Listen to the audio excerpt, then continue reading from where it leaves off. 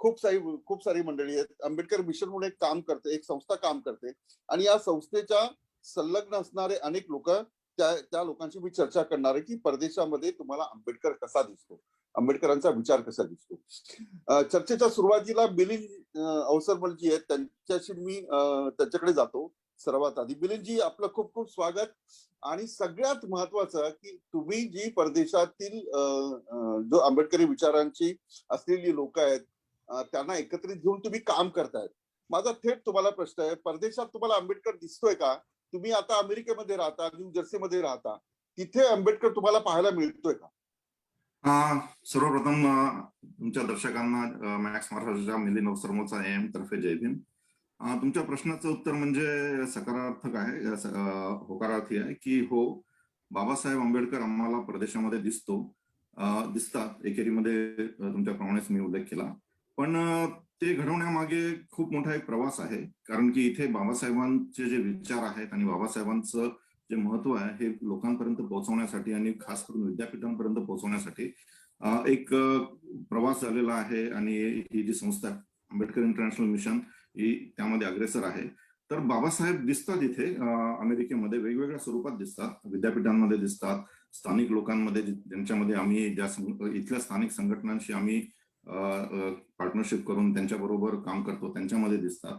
आणि जे भारतीय आहेत आमच्यासारखे त्यांच्यामध्ये तर नक्कीच दिसतात. मग आता मिलिंदजी, मला एक प्रश्न पडतो की मला आठवतं की काही वर्षांपूर्वी म्हणजे स्वातंत्र्य मिळण्याच्या सुरुवातीला जो समाज, ज्या माणसाला, आता तुम्ही ठीक आहे तुमचं वय झालं असेल 40, 50, 45 तुम्ही असाल, 50च्या वरती आहात, मला हे सांगा की तुम्ही तरुण असताना तुम्ही पाहिलेला भारतीय समाज जो आहे आणि आता अमेरिकेतला समाज, काय काय तफावत आहे, अगदी थोडक्यात सांगा. बरीचशी मंडळी आहेत, मला बरीचशा मंडळींशी गप्पा मारायच्या. हो हो, तर मी मुंबईत वाढल्यामुळे आणि तसं आमचं खेडेगावातही जाणं येणं असायचं, तर मी या दोन्ही भारतीय समाजाच्या बाजू बघितलेल्या आहेत, एक नागरी आणि एक ग्रामीण भाग. त्याच्या तुलनेत जर अमेरिकेतला समाज बघितला तर अमेरिकेत जे भारतीय आलेले आहेत, जे बिगर आंबेडकरी जे सुरुवातीला आले, ते बहुतेक उच्च म्हणजे चांगल्या श्रीमंत कुटुंबातलेच होते आणि संसाधनांचा त्यांच्याकडे पुरवठा भरपूर होता. त्यामुळे त्यांचं एक जीवनशैली, विचारसरणी खूप वेगळ्या पातळीवर आहे. पण एक वास्तव जे आहे भारतामध्ये, जे एका विशिष्ट वर्गालाच बघायला मिळतं, त्याची जाणीव मात्र खूप कमी आहे. त्यामुळे एक ती तफावत मी म्हणेल की ही जाणीव करून देणे हे एक आव्हान बनून जातं. कारण की त्या आयुष्याशी यांचा कधी संबंध आलेला नाही, किंवा आलाही असेल तर त्यांना ते दुर्लक्ष करण्या सोयीचं पडलं असावं. तर मला ही तफावत प्रामुख्याने दिसते यामध्ये. मग आता ब्लॅक अँड व्हाईट, म्हणजे व्हाईट आणि नॉन व्हाईट असं ते तिकडे म्हटलं जातं, ब्लॅक अँड व्हाईट नाही म्हटलं जात नाही, कलर्ड अँड नॉन कलर्ड. तर असा जो संघर्ष आहे तो आजही पाहायला मिळतो, म्हणजे जो बायडन यांच्या निवडणुकीच्या आधी पाहायला मिळाला. आणि हा संघर्ष भारतामध्येही होता.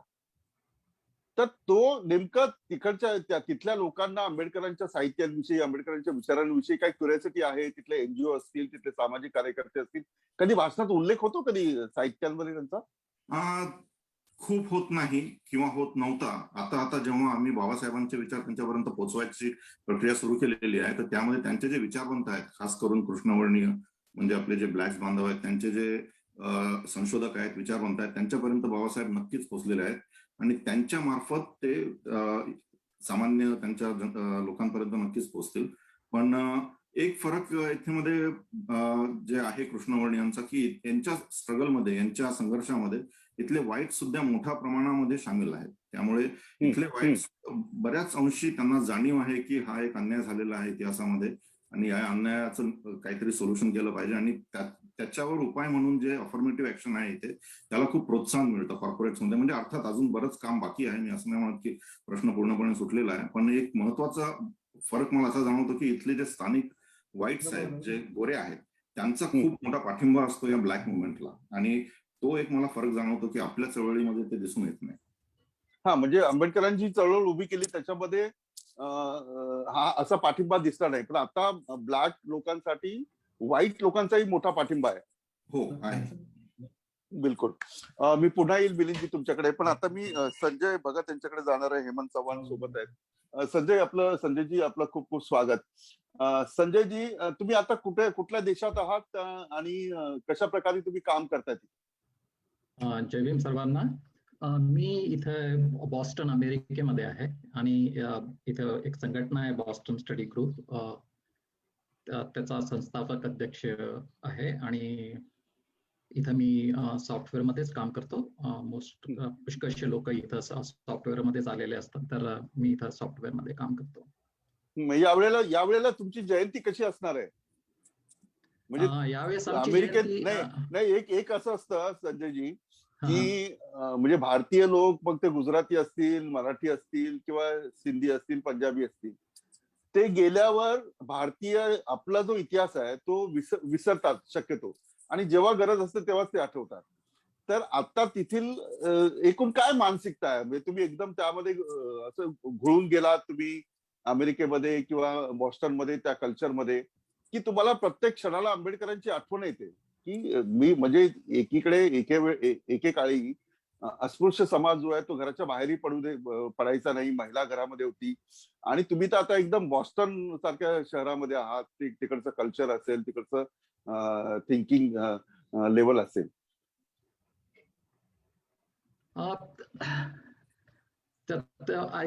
मला वाटतं हा तुमचा जो प्रश्न आहे तो तुमचा पहिला जो प्रश्न होता, परदेशात आंबेडकर दिसतो काय, त्याच्याशीच निगडीत आहे.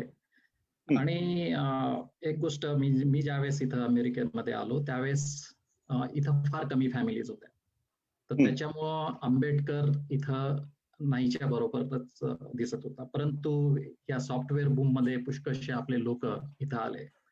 आणि एक आंबेडकरी लोकांबाबत एक विशेषता ही आहे, ते जिथे जातात तिथं आंबेडकर सुरू होतो, आंबेडकरांची विचारधारा सुरू होते.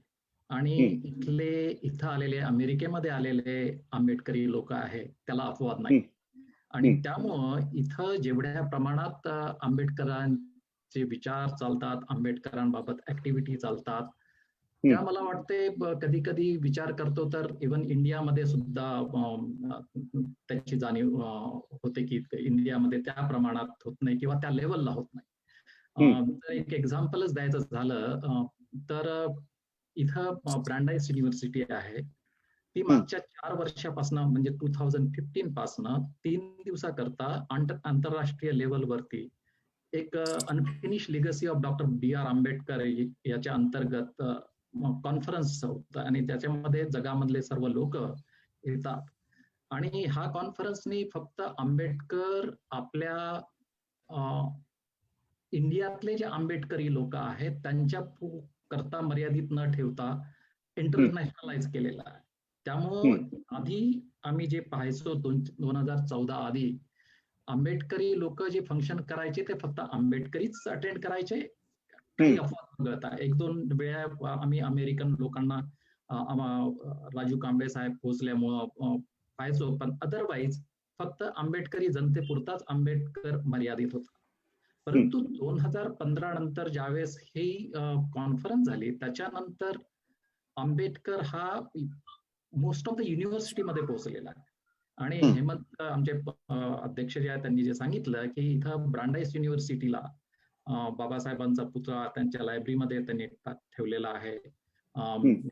एमहर्स्ट मध्ये ब्लॅक लोकांचं जे सेशन आहे, डिपार्टमेंट आहे, त्याच्यामध्ये बाबासाहेबांचा पुतळा बॉस्टन स्टडी ग्रुपने बसवलेला आहे. तर त्याच्यामुळं इथं आंबेडकर आता म्हणता येईल की फार मोठ्या प्रमाणात दिसतो आहे.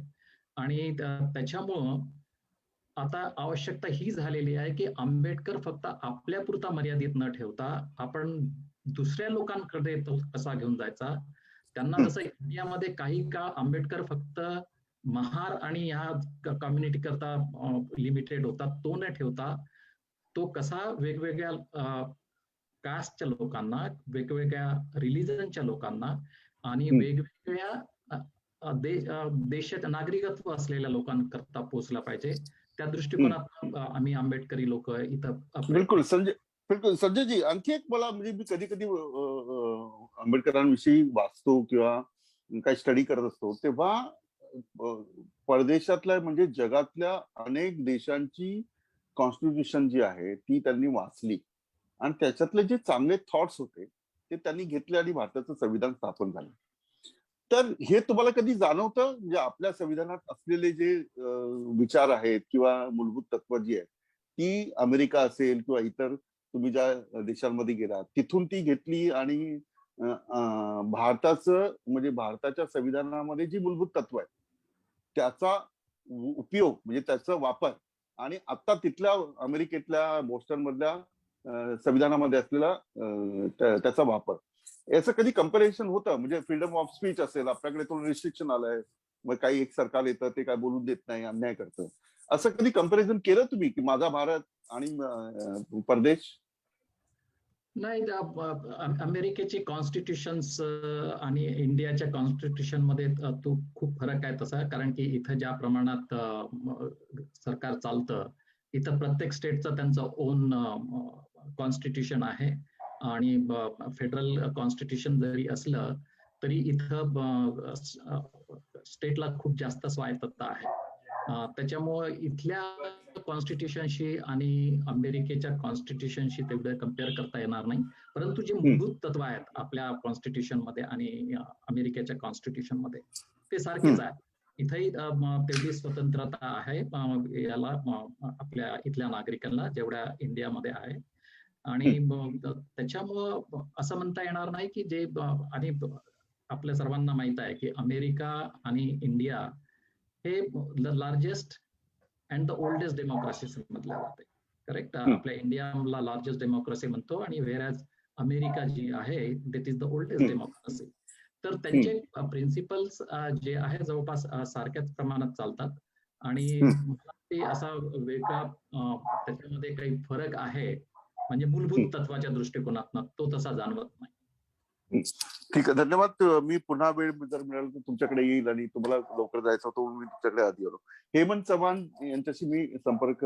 करणार आहे कारण हेमंत चव्हाण यांना सुद्धा एक कार्यक्रम आहे म्हणजे संजय भगत आणि हेमंत चव्हाण यांना एक छोटा कार्यक्रम आहे पण हेमंत यांच्याशी मी जाणार हेमंतजी आवाज पोचतो माझा तुम्हाला हो हो हो आठवले हेमंतजी मी आता संजय भगत यांच्याशी बोलत होतो आता मला वाटतं तुम्ही ऑस्ट्रेलियामध्ये आता कुठे आहात तुम्ही मी अमेरिकेत आहे बॉस्टन एरियामध्येच आम्ही एकाच संस्थेत आहे बॉस्टन सिटी ओके एकाच संस्थेमध्ये पण हेमंतजी म्हणजे मी ऐकलंय मला माहित नाही आता मी 30 वर्ष पत्रकारिता केली मी भारतातील म्हणजे महाराष्ट्रातील सत्ता केंद्रात राहिलो दिल्लीमध्ये मी संसदेचं कव्हरेज केलं म्हणजे भारतातील लोकांना अमेरिकेची खूप उत्सुकता आहे ही उत्सुकता अशी आहे की तिथे रूल जे आहेत ते फॉलो केले जातात याच्यासाठी अमेरिका किंवा परदेश जे आहे याच्यासाठी ऐकण्यात येतं म्हणजे त्यांना असं मानलं जातं आता तुम्ही जेव्हा भारतात येता तेव्हा तुम्हाला काय डिफरन्सेस जाणवतात अमेरिका आणि भारत नाही सर्वांना सप्रेम जय भीम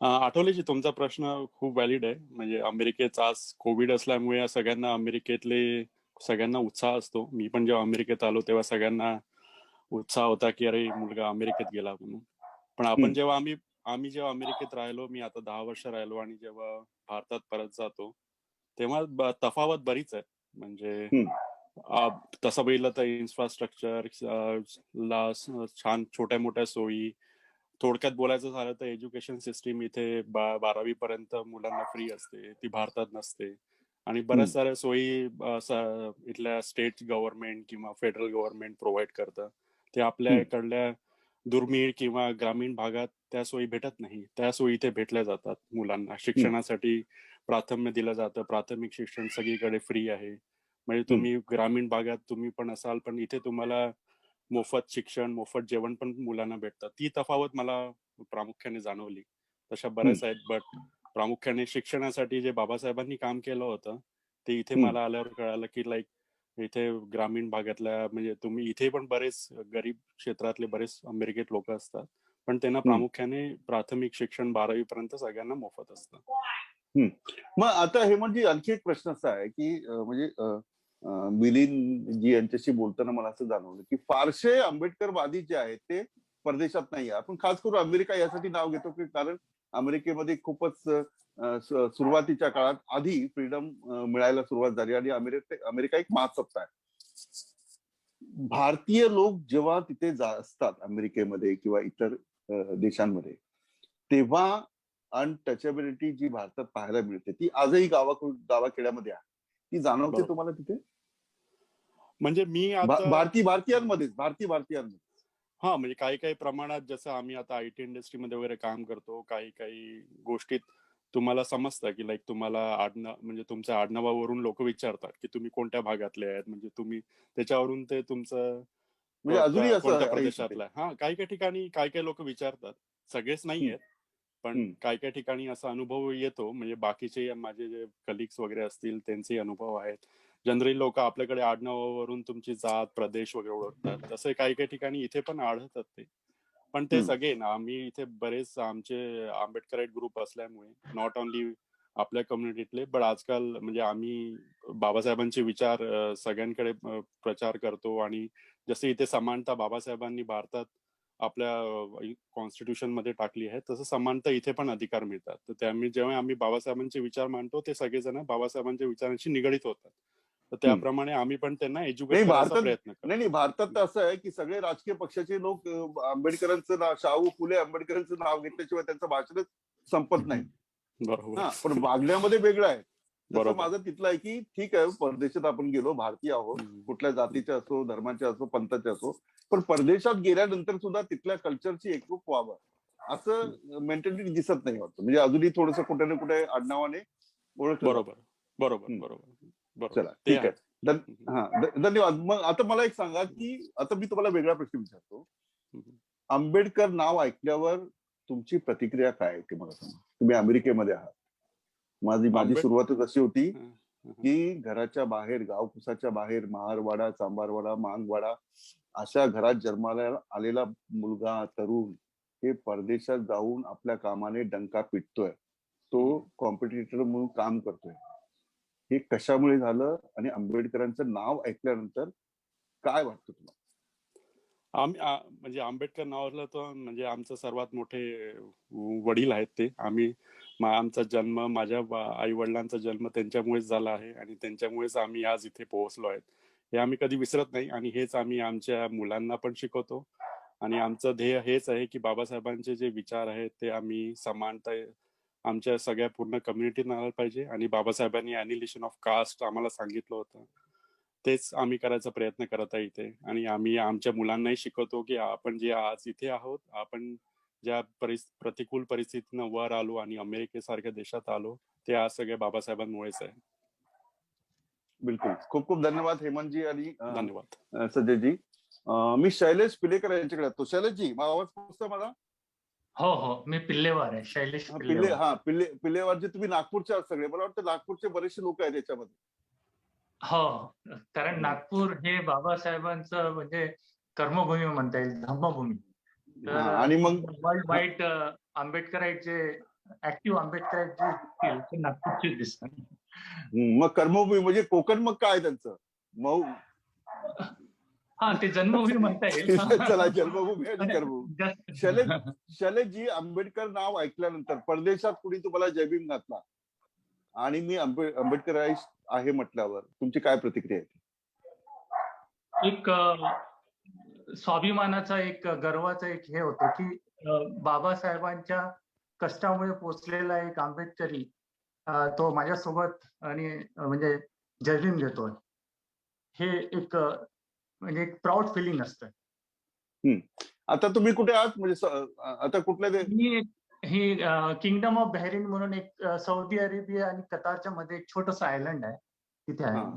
म्हणजे आयलंड म्हणजे समुद्राच्या चारी बाजूनी, बेटावर चारी बाजूनी पाणी. बहरीन म्हणजे खूप मोठं नाव आहे बहरीन. हो, कारण इथे म्हणजे पॉलिटिकली खूप इम्पॉर्टंट स्ट्रॅटेजिक लोकेशन असल्यामुळे हे मीडियामध्ये सारखं असतं. पण खूप छोटं 17 लाख पॉप्युलेशनची कंट्री आहे आणि त्यातले 30% जे आहे एक्सपॅट आहे, बाहेरचे लोक आहेत. मग बहरीन मध्ये कधी आता हे सगळे मुस्लिम बहुल एरिया आहेत, म्हणजे विभाग आहे सगळे, शेख आणि तेल बनवणारे सगळे देश आहेत ते. मग आता मला बोला. तर हे जे आहे ना, गल्फ GCC म्हणता येते, गल्फ कोऑपरेशन कौन्सिल, ह्या ज्या 6 कंट्रीज आहेत ह्या बेसिकली म्हणजे ऑइल उत्पादन क्षेत्रामध्ये पुढे आहेत. म्हणजे तुम्ही त्या महत्वाच्या म्हणजे देशामध्ये आहात जिथे जगभराला तेलाचा पुरवठा होतो, जिथे आर्थिक नाड्या देशाच्या तयार होतात, अशा एका स्तोत्रामध्ये आहात. आंबेडकर हे नाव तिथं तुम्ही कधी ऐकता की नाही ऐकता?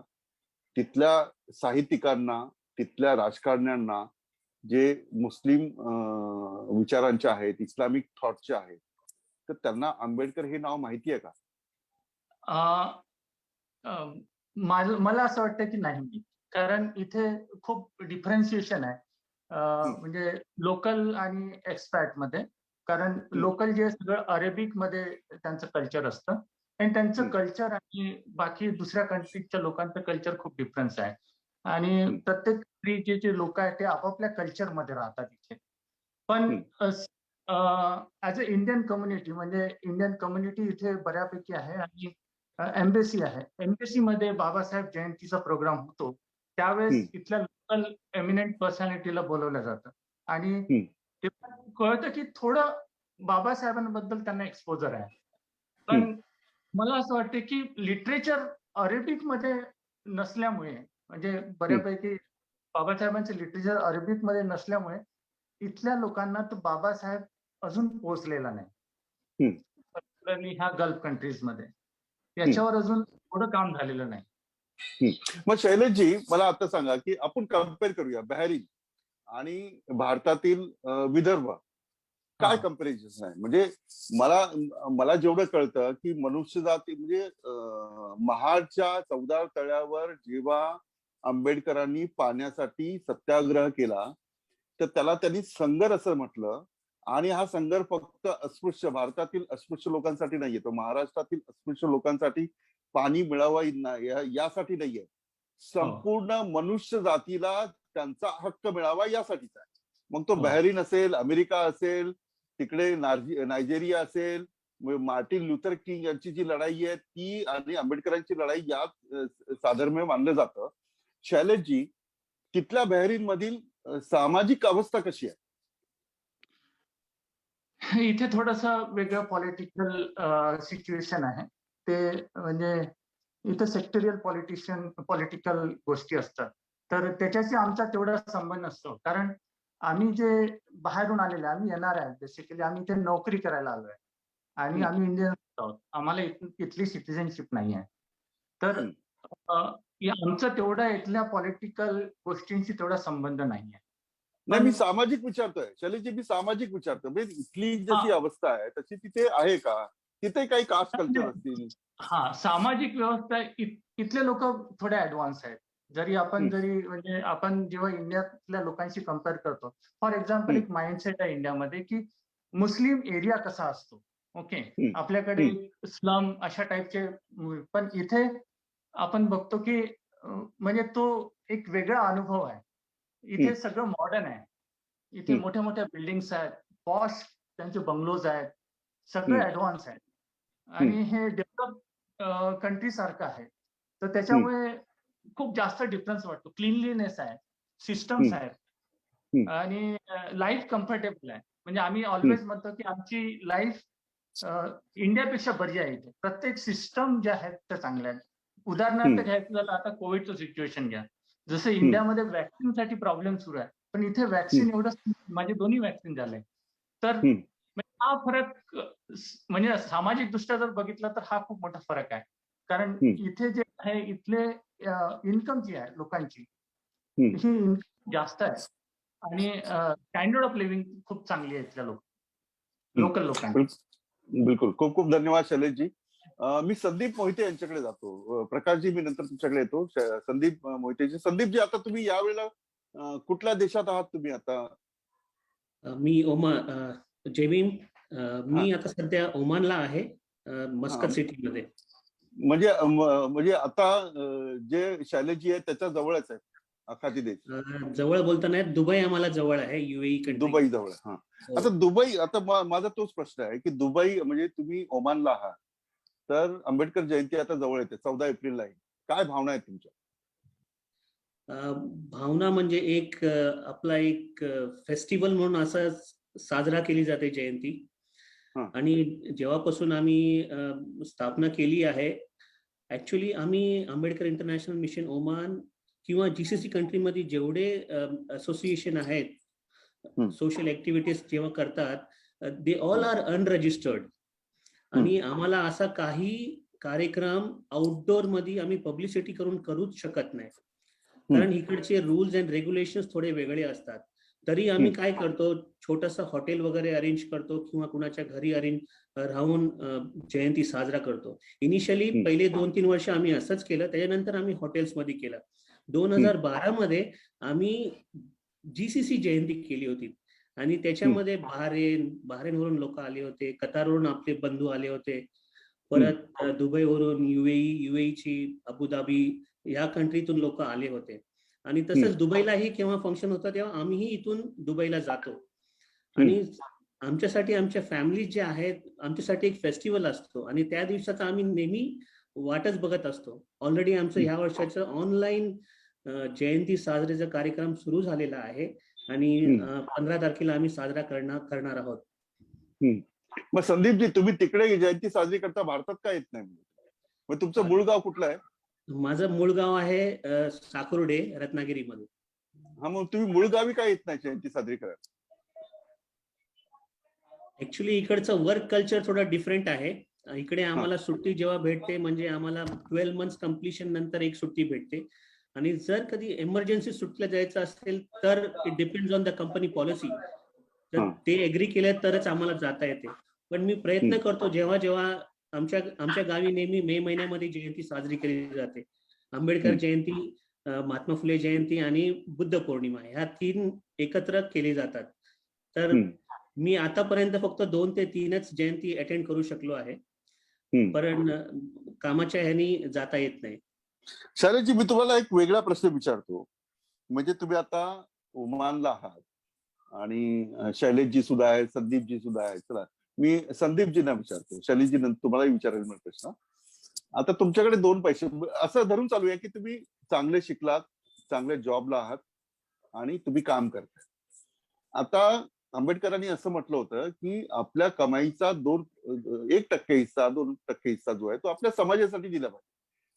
त्यामागचा विचार असा होता की म्हणजे हजारो वर्षापासून जो समाज पिचत पडला होता त्याला जर वरती आणायचं असेल तर सामूहिक तुम्ही एकत्रितपणे मदत केली पाहिजे आणि त्या समाजाला पुढे नेलं पाहिजे.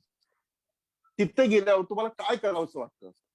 तिथल्या म्हणजे आपल्या भारतातील लोकांसाठी किंवा आपला आंबेडकरी विचार जो आहे तो सर्व समाजासाठी होता, संपूर्ण जगासाठी होता, असं तुमच्या मनात आल्यानंतर तुम्हाला काय करावंसं वाटतं? त्या बहरीन आणि ओमानच्या लोकांना आंबेडकर माहिती नाहीये.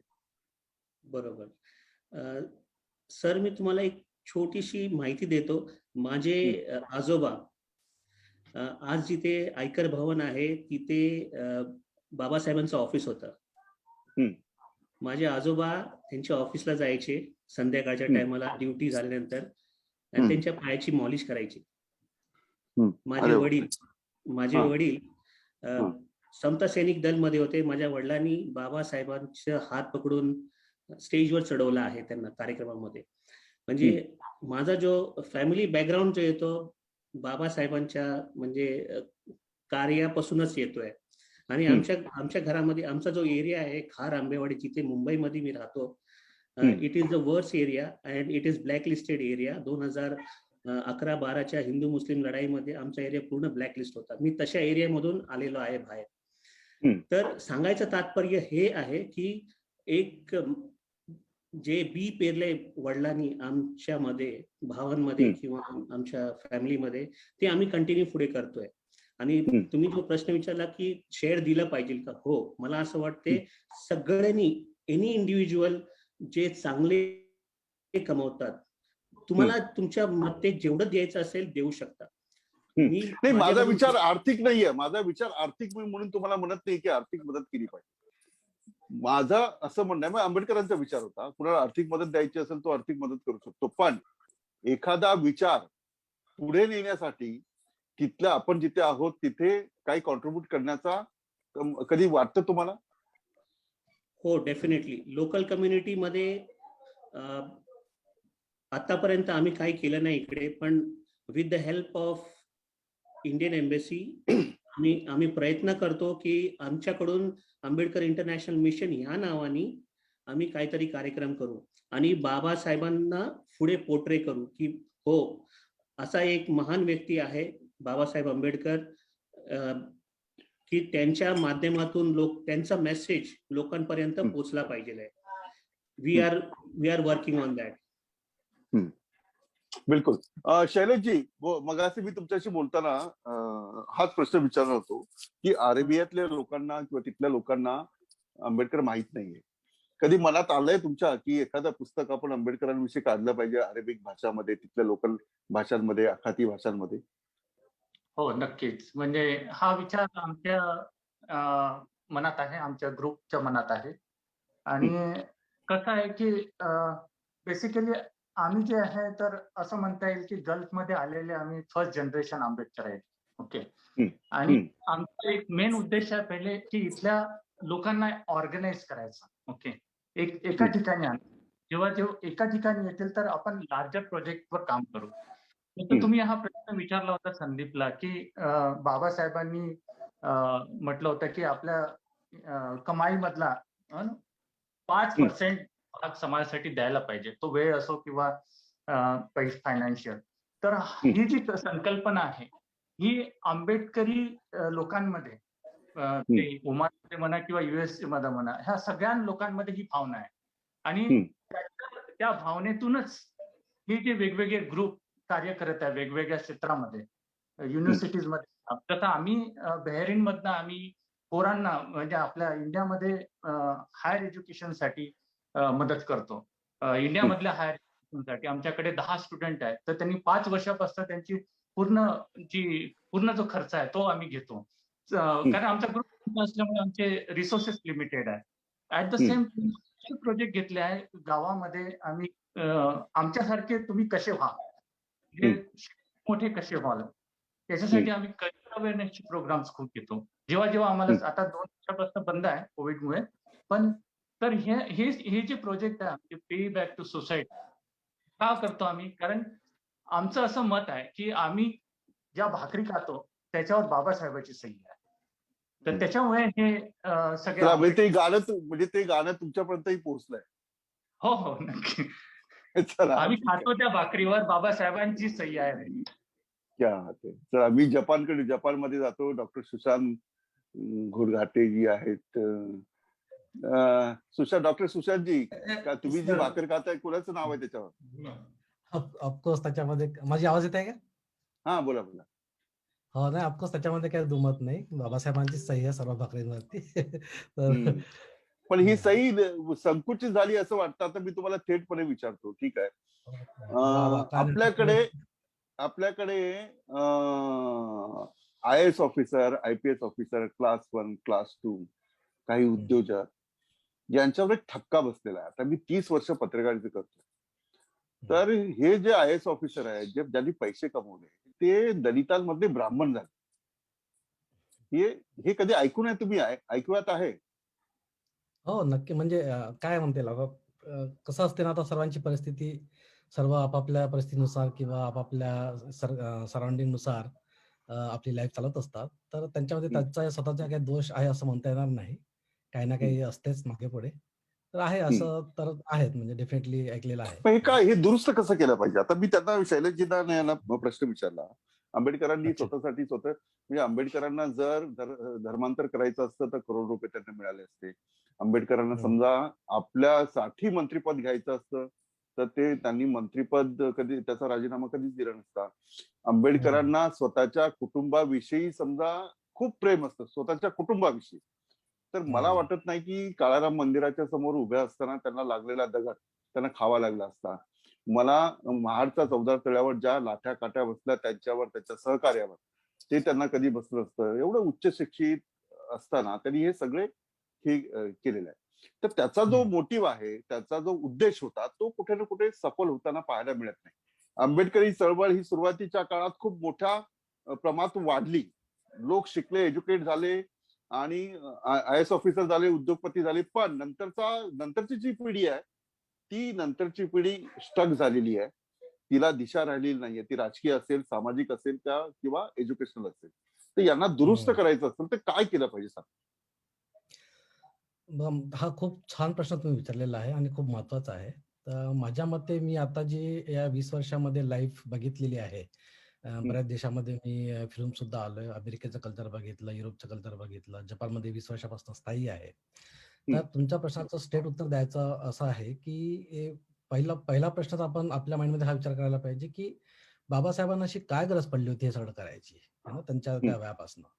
तर त्यांनी जे त्यांच्या लाईफमध्ये, त्यांच्या परिवारामध्ये त्यांनी जे काही सहन केलं, त्यांनी जे कास्टिझम बघितलं, त्यांनी जी परिस्थिती हाताळली, बघितली आणि जेव्हा ते भारताच्या बाहेर पडून अमेरिकेचं कल्चर त्यांनी बघितलं आणि जे माणुसकी काय असते त्याचा त्यांनी जो काय म्हणतात त्याला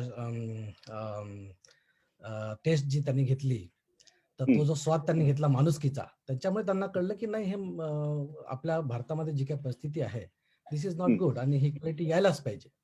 तर त्याकरता त्यांनी तो लढा लढला. परंतु आता त्याच्यानंतर महत्वाचं म्हणजे तो लढा लढून त्यांच्या शेवटच्या श्वासापर्यंत त्यांनी पूर्णपणे आपल्या भारताला इक्वालिटी देण्याचा प्रयत्न केला किंवा दिला सुद्धा. कॉन्स्टिट्यूशनमध्ये आपल्या सर्वांना माहिती आहे की ही माणुसकीचं पूर्ण जी डेफिनेशन आहे, त्याचं जे कवच आहे, इक्वालिटी हा आपल्या सर्वांना, भारतीय नागरिकांना सर्वांकरता आहे. परंतु त्याला टिकवण्याचं काम जे आहे इथल्या सरकारने किंवा पॉलिटिशियन्सने म्हणा किंवा पार्टीजने म्हणा, ते सुरू ठेवलं नाही किंवा ते मेंटेन करून ठेवलं नाही. त्याच्यामुळे ते झालं नाही आणि त्याची कारणं आपल्या सर्वांना माहिती आहेत, की जे काही रिलिजियस बेस पार्टीचे जे काही पॉलिटिक्स चालू आहे, ज्यांना आधीपासून वाटायचं नाही की इक्वालिटी यायला पाहिजे, त्याच्यामुळे हे होत नाही आहे. तर हे जे दुरुस्ती आपल्याला, आपण जे म्हणतो की हे चेंज यायला पाहिजे भारतामध्ये, ते केव्हा येऊ शकते, की जेव्हापर्यंत 100% भारताचं कॉन्स्टिट्यूशन जे आहे इम्प्लिमेंट होत नाही आणि सर्वांना माणुसकीचा आधार मिळत नाही, तोपर्यंत हे चेंज होणं शक्यच नाही. तर आपण जे म्हणतोय, जसं तुम्ही उदाहरण दिलं की IAS ऑफिसर्स किंवा हे बरेच लोक जे पुढे गेले, यांचा साथ नाही आहे. मला वाटते ते महत्वाचं नाही आहे. त्यांचा साथ नाही म्हणून चेंज होत नाही असं नाही आहे. मग आता एक एक्झाम्पल घ्या, अमेरिकेचं कल्चर किंवा जपानचं कल्चर बघा. मी तुम्हाला एक्झाम्पल देतोय, की जपानमध्ये कसं असतं ना, जपानमध्ये इक्वालिटी अशा प्रकारची आहे, की तुम्ही अमेरिकेला किंवा बाकीच्या देशामध्ये जाल, तर तुम्हाला होमलेस किंवा असे गरीब लोक बरेच दिसतात रस्त्यावरती सुद्धा. जपानमध्ये नाही असं नाही. जपानमध्ये पण दिसतील, पण फार कमी, म्हणजे 0.1% अशा प्रकारचे बरेच कमी लोक आहेत. त्याचं कारण असं आहे, त्यांची पॉलिसी जी आहे इक्वालिटीची इतकी सुंदर आहे, की इथे प्रत्येक नागरिकाला त्यांचा मिनिमम जे लिव्हिंग वेजेस जे असतात, हे मिळायलाच पाहिजे. तो अनएम्प्लॉयड असो किंवा स्टुडंट असो, कोणी असो. तर जपानच्या गव्हर्नमेंटने प्रत्येक नागरिकाला त्यांची लिव्हिंग स्टँडर्ड मेंटेन करण्यासाठी तशी सोय केली गेलेली आहे. इव्हन नॉट ओनली फक्त जापनीज नागरिकच सुद्धा नाही.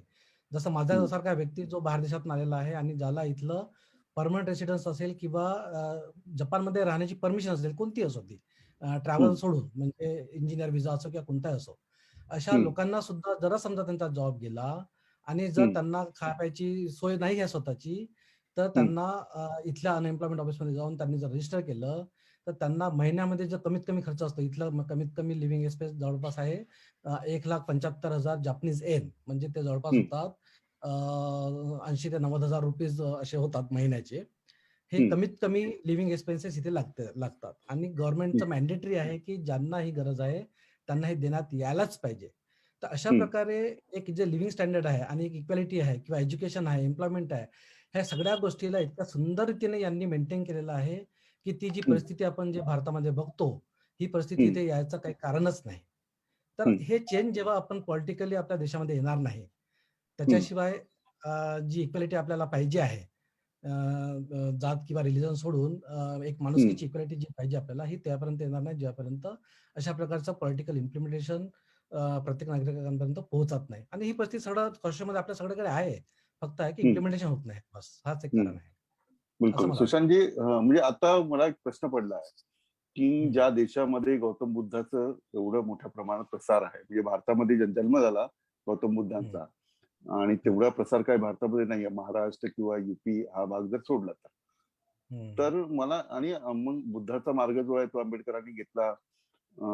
आता जपानमध्ये म्हणजे भारतामध्ये आंबेडकरांनी बुद्धाचा मार्ग स्वीकारला, याची माहिती आहे जपानच्या लोकांना? ज्यांना ज्यांना बाबासाहेब माहिती आहेत, ऑफकोर्स त्यांना माहिती आहे की त्यांनी बुद्धिझम स्वीकारला आहे म्हणून. पण ऑफकोर्स ज्यांना माहिती नाही तर जोपर्यंत ते वाचणार नाही तोपर्यंत कळणार नाही. पण आहे असं म्हणजे डेफिनेटली आहे, लोकांना माहिती आहे ते. मग आणि भारतीय किती आहेत म्हणजे आंबेडकरवादी तिकडे जपानमध्ये किती आहेत? आणि तुम्ही समजा कार्यक्रम असेल तर कसं तुम्ही साजरा करता? हो. आहेत बरेच लोक आहेत आणि नागपूरचे बरेच लोक आहेत इथे आंबेडकरवादी आणि मुंबईचे बाकी राज्याचे पण आहेत. आणि आम्ही नेहमीच असे जे आपले जे इव्हेंट्स आहेत, फेस्टिवल्स आहेत, आम्ही नेहमी करत असतो. 14 एप्रिल असो, 14 ऑक्टोबर असो, बाबासाहेबांचा महापरिनिर्वाण दिन असो. त्याशिवायही बरेच आमचे प्रोजेक्टचं डिस्कशन म्हणा किंवा बरेच गोष्टी ऍक्टिव्हिटी आमच्या चालू असतात. बरेच लोक आहेत. खूप खूप धन्यवाद सुशांतजी. वेळ जर मिळाला तर मी तुम्हाला पुन्हा जॉईन होईल. मी प्रकाश पुणेकर यांच्याकडे जातो. प्रकाशजी, माझा आवाज पोहोचतोय तुम्हाला? सिरीज सोनावणेजी, मी नंतर येतो तुमच्याकडे. सौदी अरेबियामध्ये आहे सिरीजजी आणि प्रकाशजी यांच्याकडे जातो. प्रकाशजी, जय भीम. जय भीम. आता मला सांगा, हे सगळं आपण डिस्कशन करतोय, तुम्ही मनन चिंतन तुमचं मी पाहत होतो, काय म्हणजे काय विचार करताय? धन्यवाद विलास आठवलेजी. आणि प्रथम मॅक्स महाराष्ट्र टीव्ही च्या सगळ्या दर्शकांना माझं सप्रेम जय भीम. त्याच्याकडे ऑफकोर्स म्हणजे मी बऱ्यापैकी सगळ्यांचं ऐकत होतो. मी तुमचा पहिला जो प्रश्न होता की बाबासाहेब परदेशात दिसतात काय आणि कसे दिसतात, यात ऍड करू इच्छितो. माझ्या मते या प्रश्नाचं उत्तर तर बाबासाहेबांनी आधीच दिलं आहे. परदेशात गेले आणि बाबासाहेबांनी परदेशात गेले आणि आपली ओळख सगळ्यांना पटवून दिली. म्हणजे आम्ही इकडे आलो आता या देशामध्ये, तर मी असं म्हणणार की थोडाफार जो गॅप आलेला आहे जेव्हापासून बाबासाहेब गेले, तो थोडा जे काय होऊ शकतो तो आम्ही ते भरण्यासाठी आलेलो आहोत इथे, असं म्हणता येईल. जर बघाल तुम्ही, मी ऑस्ट्रेलियाला असतो. ऑस्ट्रेलिया एक साधारण उदाहरण म्हटलं तर युनिव्हर्सिटी ऑफ मेलबर्न बाबासाहेबांचं पुतळा पण बसवलं आहे. एक म्हणजे इमिडिएट उदाहरण साधं द्यायचं मला. बरोबर. ऑफकोर्स म्हणजे हे सगळी जी इथं लोक राहतात, आम्ही यांच्या परिश्रमाने आणि बाबासाहेबांचे विचार पुढे ठेवून लोकांना कसे पटले ते, आणि इथली जी गव्हर्नमेंट युनिव्हर्सिटी आहे जी मेलबर्नची, त्यांना कसे काय बाबासाहेबांचे विचार पटले आणि त्यांनी कसा अलाव केलं की बाबासाहेबांचा पुतळा आम्ही इथे लावू शकतो मेलबर्न मध्ये लावायचं. युनिव्हर्सिटी ऑफ मेलबर्नला. म्हणजे इथपर्यंत बाबासाहेबांचे विचार पोचलेले आहेत. मग प्रकाशजी, मी थोडंसं थांबवतो तुम्हाला. म्हणजे ऑस्ट्रेलिया जेव्हा, म्हणजे जनरली माझा तेवढा अभ्यास नाहीये, पण ऑस्ट्रेलियामध्ये बरचसं अमेरिकेसारखं सगळे प्रगल्भ आहेत आणि भारतातील अनेक संस्कृती तिथे पोहोचलेल्या आहेत. म्हणजे तुम्ही शीख कम्युनिटी असेल, मारवाडी कम्युनिटी असेल, ही मोठ्या प्रमाणावर तिथे पोहोचली आहे. ते भारतीय तिथे काम करत असताना किंवा तिकडच्या संविधानामध्ये, कॉन्स्टिट्यूशन मध्ये आंबेडकरी विचार दिसतो तिथे? इक्वॅलिटी, म्हणजे इक्वॅलिटी असेल किंवा एज्युकेशन, फ्री टू प्रत्येकांना एज्युकेशन असेल किंवा ब्लॅक अँड व्हाईटचा भेदभाव नसावा, असं काही दिसतं तिथे? नाही, असं काहीच असं इथे दिसत नाहीत. आपण जर म्हणजे साधं या गोष्टीला जर एखादे जे काही वर्ष आधी इथं काही गोष्टी घडल्या आहेत, जर आपण त्याला जोडतो म्हटलं, जसं म्हटलं नाही आधी की भारतीयांवर इथं काहीतरी म्हणजे थोडेफार म्हणजे अटॅक झाले होते काही कारणास्तव, त्याचं कारण कधीच असं समजू नये की कुठल्या प्रकारचं डिस्क्रिमिनेशनमुळे ते झालेलं आहे. त्याचं एक कारण होतं की इथे जी स्टुडंट वर्ग जो येतो वेगवेगळ्या देशातनं, तर बरोबर, आणि त्याच्यातनं कसे वाद निर्माण होतात आणि त्या वादाला मग कसा म्हणजे एक मोठा व्हा फुटतो आणि त्यामुळे त्या सगळ्या गोष्टी घडल्यात. पण इथं तसं इथल्या पॉलिसीज ऑफकोर्स, आणि मी असं म्हणेल की ज्या चांगल्या गोष्टी असतात नाही का, त्या सगळीकडे सारख्याच असतात. ठीक आहे, म्हणजे मी काय म्हणतो की चला, बाबासाहेबांनी जर कॉन्स्टिट्यूशन लिहिलं आहे आणि आपण मी ऐकलं की आपण म्हटलं की चला बॉस्टनच्या कॉन्स्टिट्यूशन मधनं काही भाग आपण घेतला आहे, तर मी हे म्हणतो की सगळीकडे ज्या चांगल्या गोष्टी आहेत त्या सारख्याच असतात सगळीकडे. तर मग ओल्डेस्ट डेमोक्रेसी, आपल्याकडे आधी डेमोक्रेसीच नव्हती, पाहिजे पुढे, आणि डेमोक्रेसी तर जे म्हणतो ना की सगळीकडे चांगल्या गोष्टी सारखीच असतात. तर मग डेमोक्रेसी ती लागू होत आहे, तर तिथे ज्या ज्या चांगल्या गोष्टी आहेत त्या ऑफकोर्स लागू होतीलच. मग त्याचं रिफ्लेक्शन आपण म्हणेल की अरे नाही नाही ते बॉस्टन मधनं आलेले आहेत किंवा अदर वे अराउंड पण. समजा बॉस्टन आधी नसती डेमोक्रेसी आणि भारताची डेमोक्रेसी आधी बनली असती, तर बॉस्टनच्या डेमोक्रेसीमध्ये आपला काही भाग गेलेला असता. का कारण चांगल्या गोष्टी आहेत त्या सगळीकडे सारख्या नसतात. बिलकुल. प्रकाशजी, मी एक वेगळा प्रश्न विचारतो. म्हणजे मी जे काय वाचन केलंय त्याच्यामध्ये डॉक्टर आंबेडकर यांनी व्यावसायिकी होते. कमर्शियल त्यांचं माइंड जे आहे, म्हणजे पोट जर भरलं तर लढाई अधिक मोठी होऊ शकते. म्हणजे आधी पोटाचा विषय संपवला पाहिजे, कामधंदा केला पाहिजे, 2 पैसे आले पाहिजे. राहणीमान याच्यावर त्यांचं खूप लक्ष होतं. म्हणजे महिलांनी लुगडं कसं नेसायचं, कपडे कसे स्वच्छ ठेवले पाहिजे आणि इथपर्यंत म्हणजे बाबासाहेबांनी महिलांना लुगडं कसं नेसायचं या संदर्भात महाडला तो जो सत्याग्रह सुरू होता त्यावेळेला लेक्चर दिलेलं आहे. मी जेव्हा त्यांच्यावर डॉक्युमेंटरी करायला लागलो, मी रिसर्च करायला लागलो, तेव्हा मला कळलं आणि मला कौतुक वाटलं. म्हणजे मला असं वेगळेपण वाटलं की महिलांना कपडे कसे घालायचे, किती कसं स्वच्छ राहायचं याचं ट्रेनिंग बाबासाहेबांनी दिलं. म्हणजे किती किती फ्रंटवर ते लढत होते. माझा तुम्हाला थेट प्रश्न असा आहे की ऑस्ट्रेलिया असेल, बॉस्टन असेल, न्यू जर्सी असेल, ही इकडे सगळे तुम्ही गेलेले आहात, आंबेडकरी विचारांचे सगळे तुम्ही तिथे आहात. तर आर्थिक सक्षमीकरण जे आहे ते अजूनही मागासवर्गीय समाज, दलित समाज समाजाला तसं फारसं मिळालेलं नाहीये. तर त्याच्यासाठी काय केलं पाहिजे? तुमच्या तिथल्या देशांमध्ये राहून तुम्हाला काय असं सांगावंसं वाटतं महाराष्ट्रातील लोकांना? साध्या शब्दात म्हटलं तर स्वावलंबी व्हा. ठीक आहे. आम्ही इथे जे सगळे या ग्रुपमध्ये आहोत असं मला नाही वाटत म्हणजे की आम्ही कुठल्या म्हणजे मोठ्या बॅकग्राऊंड मधनं आलेलो आहोत. जसं आपण म्हणतो ना की ते म्हणतात ना आधी की स्वतः ऑक्सिजन मास्क तुम्ही स्वतः लावा आधी, मग दुसऱ्यांची मदत करा. ठीक. दुसऱ्यांची मदत कुठे आणि कधी सुरू करायची हा तुमचा भाग आहे निर्णय. तुम्ही किती सक्षम झाला आहात त्याची कुठली लाईन आहे तुम्ही दुसऱ्यांना आपण मदत करायला सुरू करतो. तर म्हणण्याचा उद्देश की आपली जी जनता आहे, दलित जनता आणि आपण म्हणतो की नाही ती दलित जनता जर वाट बघताय कोणीतरी येईल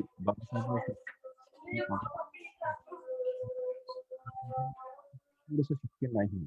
ठीक आहे. जेवढे मतीने होऊ शकते जसं शैलेशजीने पण सांगितलं की पे बॅक टू सोसायटी हे प्रत्येक देशामध्ये आहे, आम्ही करतोय इंडिया. पण माझं असं म्हणणं आहे की आपल्या जनतेला तिकडे स्वावलंबी होऊन स्वतः पुढे येणं खूप गरजेचं आहे. त्याला जे मार्ग लागेल ते ऑफकोर्स.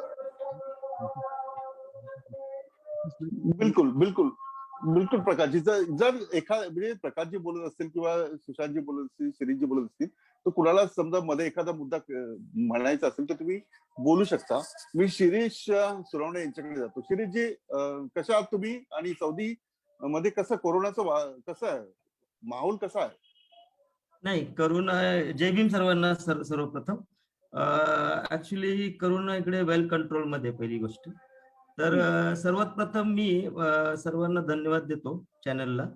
आणि सर्वप्रथम मी शैलेश पिल्लेवर जे आहेत ते आमचं एक ब्रिज क्रॉस केलं की बाजूलाच आहेत, दुसऱ्या कंट्रीमध्ये बहरीनला आहेत. तर त्यांनी जो प्रश्न उपस्थित केला होता की पुस्तक वगैरे काही काढलंय का अरेबिकमध्ये, तर अरेबिकमध्ये हे पुस्तक आहे ऑलरेडी.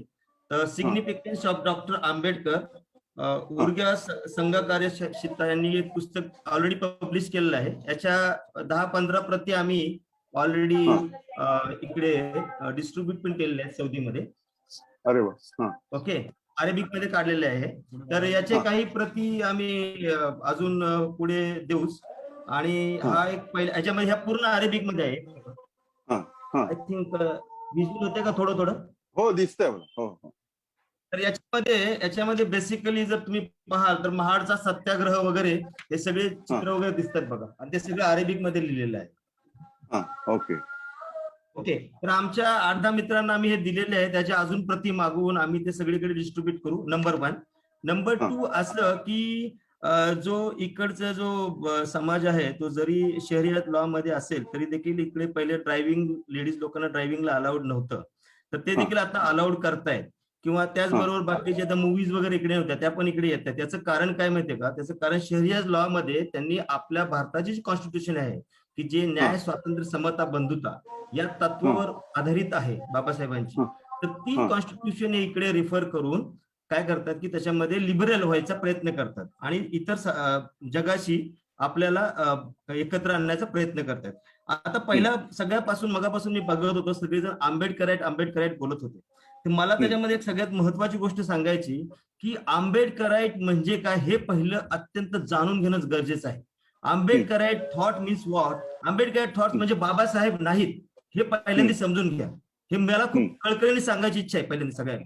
जे काही महापुरुष महानायक आतापर्यंत होऊन गेले, बाबासाहेबांचे जे 3 गुरु मानले त्यांनी, है ना, तथागत बुद्ध, है ना, संत कबीर, राष्ट्रपिता महात्मा फुले, हे कोण होती लोक? त्यांना बाबासाहेबांसारखा माणूस की ज्यांनी त्यावेळेचे जे इपिसेंटर्स होते, लंडन स्कूल ऑफ आर्ट किंवा कोलंबिया विद्यापीठ, जिथे जाऊन त्यांनी PhDs घेतलेले होते, या माणसांनी अशा लोकांना गुरुस्थानी का म्हटलं? कारण ते त्यावेळेचे सोशल वॉरियर होते, म्हणजे सामाजिक योद्धे होते. त्यावेळेस काय होते? ते सामाजिक योद्धे होते. तर ते सामाजिक योद्धे असलेले लोक आहेत, त्यांना त्यांनी गुरुस्थानी मानलं. आणि हा जो काही प्रवास आहे, महापुरुष महानायकांचा जो प्रवास आहे, त्या सगळ्यांचं वर्णन एकत्र बाबासाहेबांनी कॉन्स्टिट्यूशन द्वारा आपल्याला समर्पित केलं आहे. आणि बुद्धांचं जे बुद्ध आणि धम्म हे पुस्तक लिहून ते आपल्याला समर्पित केले आहे.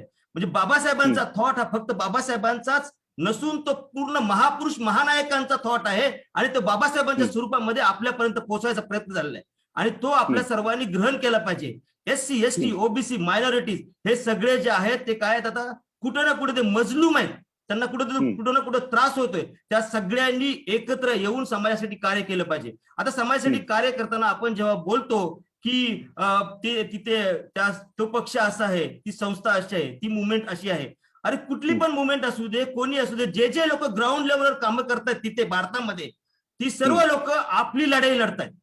त्यामुळे त्यांना ज्या पद्धतीने तुम्हाला इथून मदत करता येईल ती सातत्याने मदत केली पाहिजे. त्यांच्याविषयी काही म्हणजे वाईट असं काही बोलायची कुठेही गरज नाही. त्यांचं जे काही कार्य आहे त्यांच्या कार्याला आपण सातत्याने काय केलं पाहिजे, हेल्प केली पाहिजे, मदत केली पाहिजे. जशी आता सौदी अरेबियामधून आमच्याकडे जे काही फॅमिलीज आहेत, आता सध्याचा जो महत्वाचा प्रश्न आहे की बाबासाहेबांच्या नेक्स्ट जनरेशनसाठी काय आहे, तर सगळ्यात इम्पॉर्टंट आहे की एज्युकेशन, हायर एज्युकेशन. आता आम्ही आमच्या तिकडे भारतामधल्या जे काही लिबर्टी क्लासेस आहेत किंवा आंबेडकर मिशन्स आहेत, ह्या सगळ्यांना आम्ही मदत करतो. Education is the main key to come out of the other means to get out and learn something higher. म्हणजे आताच्या कालावधीमध्ये इंजिनिअरिंग मेडिकल ते संपलं, आता त्याच्या पुढे हायर एज्युकेशनला जाऊन आपण तिथे पोहोचून आपल्या मुलांना नेक्स्ट जनरेशनला आपल्याला मोठ्या मोठ्या पोझिशनसाठी कसं जाता येईल हे पाहिलं पाहिजे. भारतामध्ये आपण दुसरी गोष्ट अशी की जे काही आता आपल्या हे होते, जे काही आपल्याला मिळणाऱ्या जे काही काय बोलत त्याला रिप्रेझेंटेशन होतं ते जवळपास संपत येणार आहे. तर ते रिप्रेझेंटेशन संपवायचे सगळे मागे प्रयत्न करतायत. तर त्यासाठी आपण लोकांनी आपल्यासाठी, आपल्या समाजासाठी, SC ST OBC मायनॉरिटीजसाठी स्वतःची वसतिगृह बांधली पाहिजे, त्यासाठी प्रयत्न केले पाहिजे जागा घेऊन. तर तशा पद्धतीचे प्रयत्न देखील आम्ही सध्या इथून करत आहोत आणि सातत्याने करत आहोत. तर काय माहितीये का, सगळ्यात महत्वाचं cultivation of a mind is the ultimate aim of human existence, असं बाबासाहेबांनी म्हटलंय. ते माइंड कसं कल्टिवेट करायचं हा एक मोठा प्रश्न आहे. तर प्रबोधन is the only option to spark and agitate the mind of the people to the right direction. तर आपण त्या पद्धतीने लोकांना बाहेर काढलं पाहिजे. कशामधून? ते अंधारामधून बाहेर काढायचंय. तर त्यासाठी जे काही SC ST OBC आपल्या बाजूचे त्या सगळ्यांपर्यंत सगळ्यांपर्यंत आपण पोहोचलो पाहिजे. बिलकुल शिरीनजी, तोच प्रश्न मी सुशांतजींना विचारला होता, त्यांच्याकडून उत्तर घेण्याचा प्रयत्न केला होता की सुरुवातीची पिढी म्हणजे आंबेडकरी थॉट जो आहे तो सुरुवातीच्या काळात अशिक्षित असलेल्या, कमी शिकलेल्या लोकांनी पटापट शिक्षण घेतलं, ते मोठे झाले, IAS ऑफिसर झाले, त्यांच्या मुलांना शिकवलं. पण तो जो थॉट आहे तो आता हल्लीकडच्या 15-20 वर्षात म्हणजे नामांतराची चळवळ झाल्यानंतर, नामांतरामध्ये एक पिढी बर्बाद झाली, एक पिढी जी आहे वाया गेली, अशा प्रकारचं अनेक साहित्यिकांचं मत आहे. तर हा जो काळ आहे हे कसं भरून काढायचं? तर आता हा जो काळ होता तो बरोबर आहे, काही लोकांचा त्याच्यामध्ये काही असू देत, पण सध्या आपलं मेन काम काय आहे, आपले जे रूट्स तयार होत आहेत, नेक्स्ट जनरेशन जे तयार होत आहेत ना, तर त्यांच्यासाठी तुम्ही सातत्याने कार्य केलं पाहिजे नेक्स्ट जनरेशनसाठी. फॉर एक्झाम्पल मी माझं स्वतःच देतो. आता जी माझ्या इकडे जे क्लासेस होतात दर शुक्रवारी सुट्टीच्या दिवशी 1 ते 4, त्याच्यामध्ये मी मुलांना मेडिटेशन म्हणजे काय, की जे विपස්සना जे आहे त्याचं महत्व काय ते सांगतो 10 मिनिटं पहिल्यांदा. मेडिटेशन नंतर त्यांना वेगवेगळ्या जे महापुरुष महानायकांवर त्यांना 2 मिनिट बोलायचं असतं प्रत्येकांना, ती देखील माहिती. म्हणजे तुमचा जो समाज घडतो नेक्स्ट जनरेशन, तो कसा असला पाहिजे, त्याला सामाजिक बांधिलकी पण असली पाहिजे आणि शैक्षणिक उच्च कोटीचा दर्जा असला पाहिजे आणि मनाची परिशुद्धता त्याची वाचली पाहिजे सगळ्यात पहिल्यांदा. तर मनाची परिशुद्धतेसाठी त्यांनी सातत्याने कार्य केलं पाहिजे, स्वतःवर कार्य केलं पाहिजे, मनाच्या शुद्धतेवर कार्य केलं पाहिजे सगळ्यांनी. तर हे कार्य आणि आता शील जे आहे, पंचशील जे आहे ते सातत्याने सर्वांनी फॉलो केलं पाहिजे. आपण सर्वांनीच फॉलो केलं पाहिजे. आपले बघून आपली मुलं पण फॉलो करतात आणि त्यासाठी जो नेक्स्ट जनरेशन तयार होईल, तो नेक्स्ट जनरेशन जो तयार होईल तो कुठल्याही कम्युनिटीचा असो, तो शेवटी हळूहळू तुम्ही आता फक्त फुले छत्रपती शिवाजी महाराज जरी सांगितले, ते हळूहळू सगळ्यांचा अभ्यास करता करता सगळ्यांना माहिती पडेल की इथूनच ते पाणी वाहत वाहत बाबासाहेबांपर्यंत आलंय. आणि एकदा ते बाबासाहेबांपर्यंत पोहोचले की त्यांना बुद्धापर्यंत पोहोचतात आणि बुद्धापर्यंत पोहोचणे म्हणजे त्यांना काय आहे, शांती आणि म्हणजे पीस आणि हॅपीनेस तिथपर्यंत ते पोहोचणार आहे. बिलकुल. तुमच्या सोबत कोण आहेत सोबत जे पांतक आहेत, पांतक. अच्छा, तुम्ही म्हणजे क्लासेस वगैरे चालवता तुम्ही? हो, नाही मी चालवतो. मी पांतक साहेब इथे आले, मला भेटायला आलेले. अच्छा, ते जुबेलला जॉबला आहेत. माझ्याकडे रेमीज आमचा ग्रुप जो आहे, साविका जो ग्रुप आहे, सामाजिक विकास मंच एवं कार्य, हे सगळेच आम्ही जे काही AIM असेल, बामसेप असेल, कुठल्याही संघटना असतील, त्या सगळ्या संघटना पक्ष सगळ्यांसाठी आम्ही सातत्याने कार्य करत असतो. त्याला बामसेपचं काम तिकडे पण सुरू आहे? नाही, सगळीकडेच कुठे ना कुठे सगळे कुठले बघा, तुम्हाला मी पहिल्याच सांगितलं, कुठल्याही संघटना असतील, कुठलेही पक्ष असतील किंवा कुठले एज्युकेशन संघटना असतील, तर ते सगळेजण आपली लढाई लढतात. हे तुम्ही प्रत्यक्षाने तुम्ही जाणलं पाहिजे, कळलं का? आणि त्यांच्यासाठी सातत्याने आपण सगळ्यांना एकाच दृष्टीने बघून, कारण ती तुमची लढाई लढतात ग्राउंडवर, हे सगळ्यात बेसिक थिंग आहे. त्यांच्याविषयी आपण चांगलाच विचार केला पाहिजे सगळ्यांविषयी. बिलकुल, खूप खूप शुभेच्छा. Yes sir. तर मी सुशांत बोलतोय जपानवरनं. सुशांत जी बोला. परमिशन असेल तर 2 शब्द बोलू का? हो, अगदी थोडक्यात. बोला ना. थोडक्यातच बोलतोय.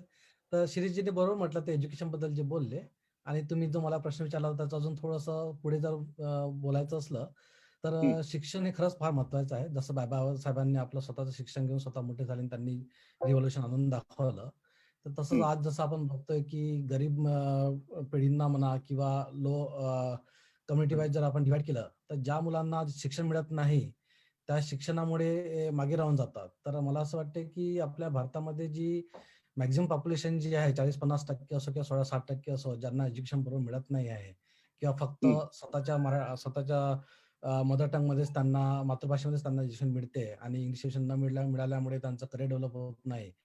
आणि तेवढंच नाही तर शिक्षणासोबत फक्त करिअर